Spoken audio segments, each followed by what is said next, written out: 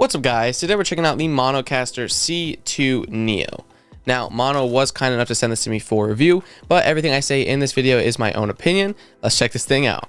Starting with what is included, we get a USB-A to USB-C cable, a 3.5mm TRS audio cable, the mixer itself, and then the instruction manual. Jumping right into the mixer, this thing is actually pretty insane. Taking a look at the top panel, we get our power button, and this thing is battery powered, so you just need to charge it and then you're good to go, which is really cool. We get our charging port right there for USB-C, and then there is also our USB-C port to connect it to our computer or our phone. We have our stream out port, so if you want to have maybe this connected to your phone to live stream, you can have that cable plugged in right there. There's also a headphone jack, so you can monitor your audio. And then the aux cable, so if you want to have maybe volume from your computer or your phone playing into the mixer, you can do that as well. And then we just have our normal XLR input. So right now I'm recording from the Maonocaster directly into my camera, and this is what the audio sounds like. It actually sounds really good. Taking a look at the mixer, we have a bunch of different buttons and knobs. We have a 48 volts phantom power. This microphone needs phantom power to work, so if you don't have that on, you wouldn't hear anything out of this mic. So that's a really cool feature that they have on this mixer.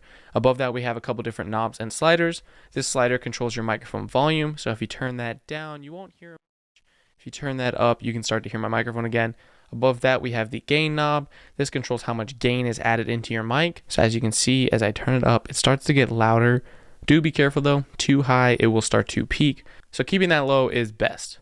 Right next to that is the aux knob. This controls the volume that's going into either Bluetooth or into the aux input. So for example, I have music playing over Bluetooth and right now it's at 0. But as I start to turn this up, you can hear the music, which is really cool.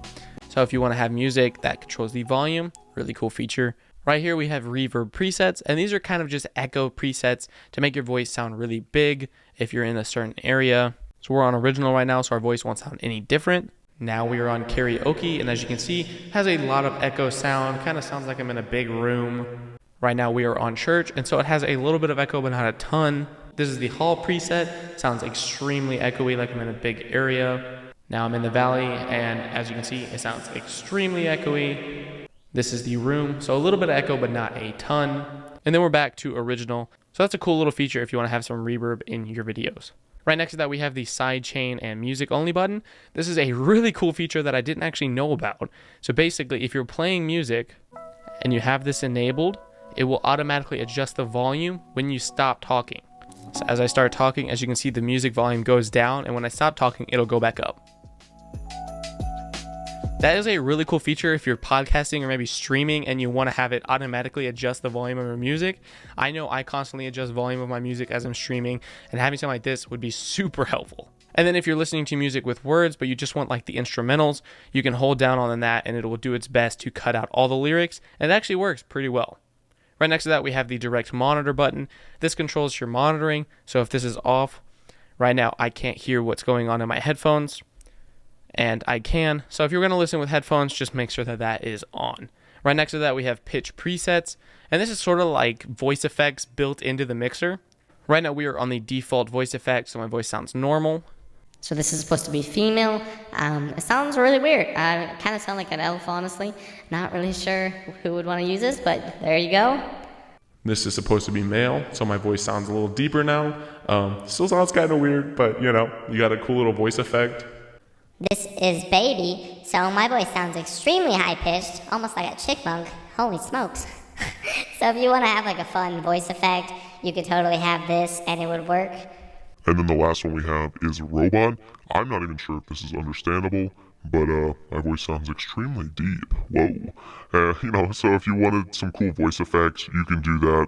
That's a really cool little feature if you want to have some voice changer effects built in. And then right next to that, we have the noise reducer. And this is just basically noise reduction.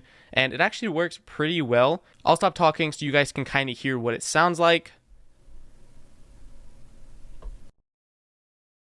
And that almost cut out all the background noise. That's actually really impressive.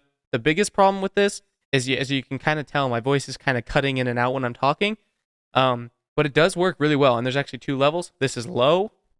And then this is high, and as you can see, my voice is kind of really choppy right now. I might not even be finishing my sentences. So most of the time, that isn't really needed, but if you need to cut out some of the background noise, that actually works really well. And then right next to that, we have our little sound pad with 3 different options, A, B, and C. And you can actually program these individually. I have A programmed right now so you guys can hear what I have. So if you want to have a little bit of sound effects going manually, you can do that, which is a cool little feature. Right above that, we have the headphone volume knob. This just controls the headphone volume.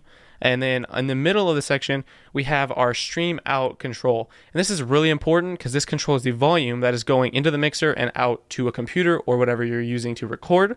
So right now I have it at about here, and it sounds really good in the video. If I turn this down though, it'll completely go mute.